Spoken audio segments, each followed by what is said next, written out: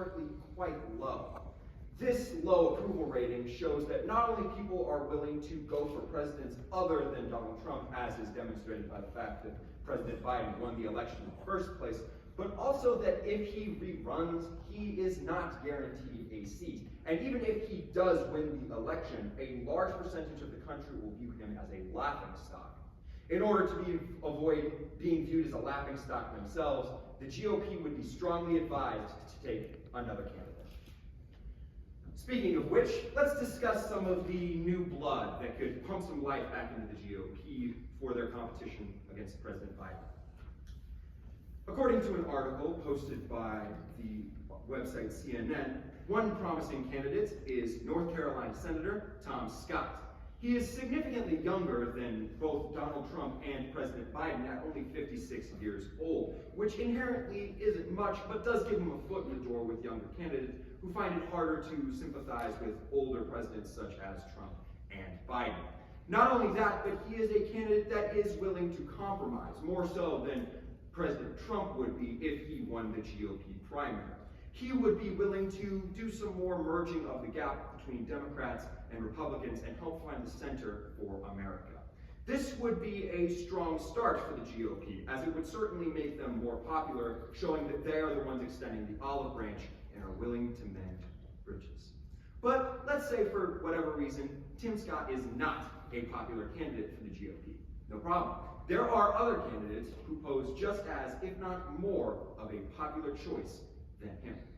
One of the frontrunners in the GOP primary, aside from DeSantis and Biden, is young up-and-comer Vivek Ramaswamy.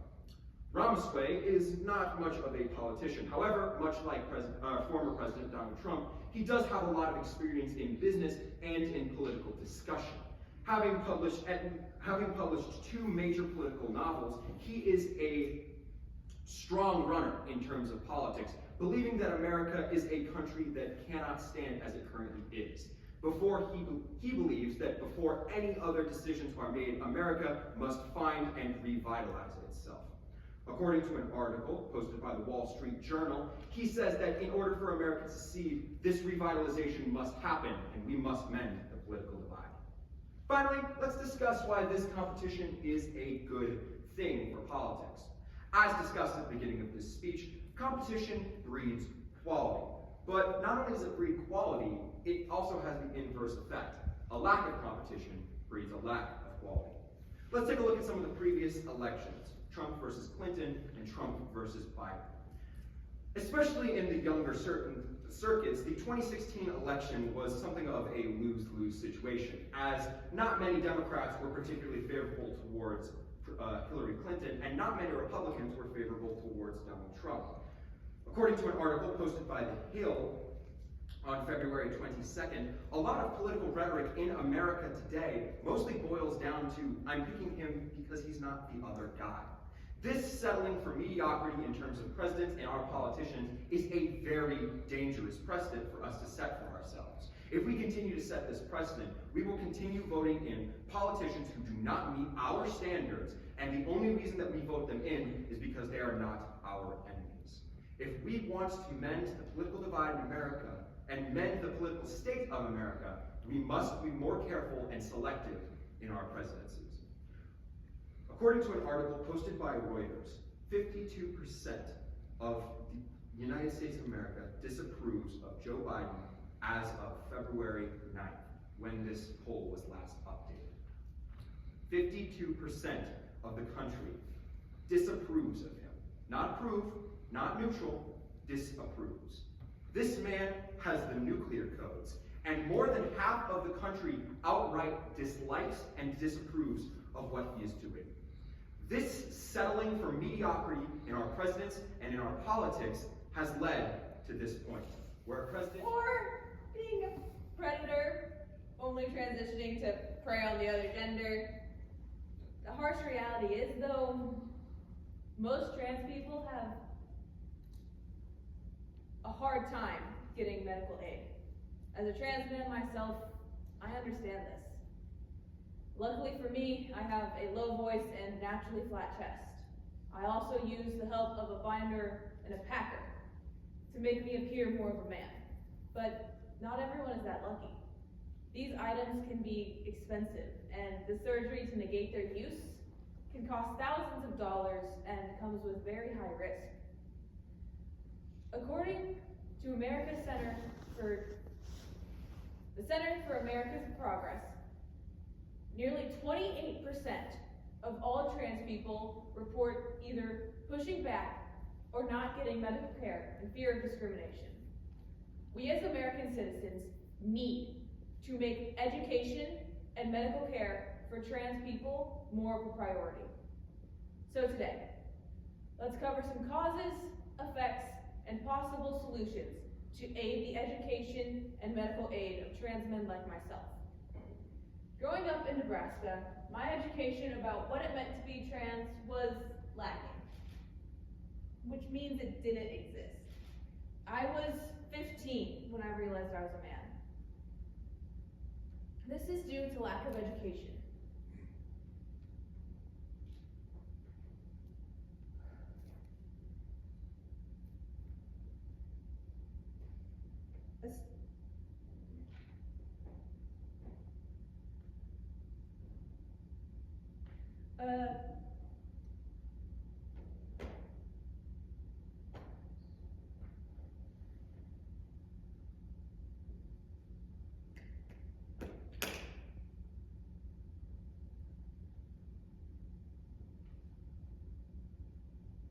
High schools in Nebraska, in the United States in general, in their sex education classes, should they exist, only covers the cisgender heterosexual way of things.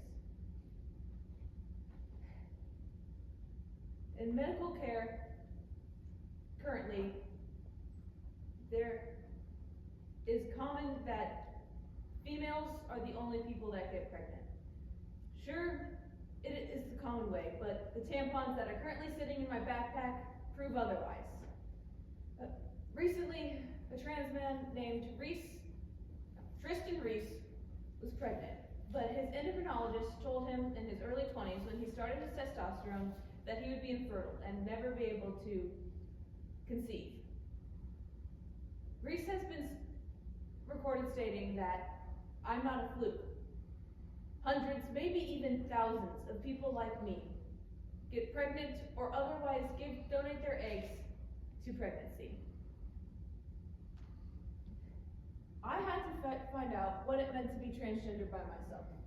And that information was not as easy to access as what it's like to be a race car driver or a pediatrician. And this is due to the lack of education. Recently, a trans man by the name of Leo was pregnant and decided to document his journey online. He talks about his dysphoria, being unable to take his gendered testosterone shots, and having to move his gender-affirming care to a later date, as well as the stares in public due to being a man who is pregnant.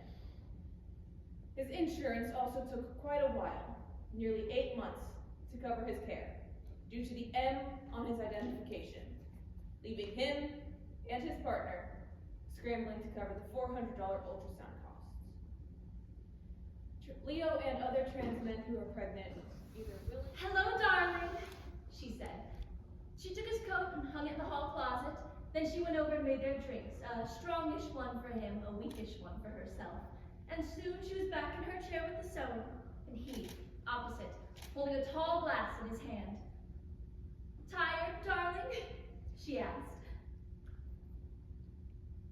He did an unusual thing. He lifted his glass and drained it in one swallow.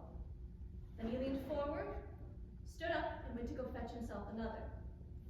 When he came back, she noticed that his new glass was a dark amber with the quantity of whiskey he had in it. "I just think it's a shame," she said, "that when a police officer gets to be as senior as you, they keep him on his feet all day. Oh, but you must be hungry. Let me make you some cheese and crackers, and you can eat it before dinner as you like. Stay still," he said. "Just for one moment, stay still." It wasn't until then that she began to get pregnant. Ah, yes, the 1950s in America.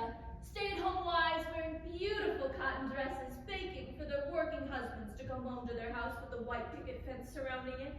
When we look back on this time in history, we would often have an image of a perfect life with a loving family. However, hidden beneath this constructed facade lived a complex reality much like our lives today. Author Roald Dahl explores this hidden reality and demonstrates that once this picturesque image is shattered, only the grim truth shows through. Lamb to the Slaughter by Roald Dahl. Listen, he said, I've got something to tell you, and I'm afraid you're not going to be too happy about it. Thought about it a great deal, and the only way is to tell you. Just hope you won't blame me too much for it. And he told her. It didn't take long, maybe 4 or 5 minutes at the most. And she sat there, very still, with a kind of dazed horror on her face as he went farther and farther away from her with each word. So there it is. Like I said, I hope you won't blame me too much for it. There wasn't any other way to tell you. I'll give you some money, make sure you're looked after, but there really isn't any need to be a fuss. At least I don't think so. Would it be very good for my job? We'll get started on supper, she managed to whisper, and this time he didn't try and stop her. As she walked across the room, she couldn't feel her feet hitting the floor. She couldn't feel anything now except a slight nausea and a desire to vomit. Everything was automatic. Down the steps to the cellar, the light switch, the hand in the deep freezer, pulling up the first thing she grabbed.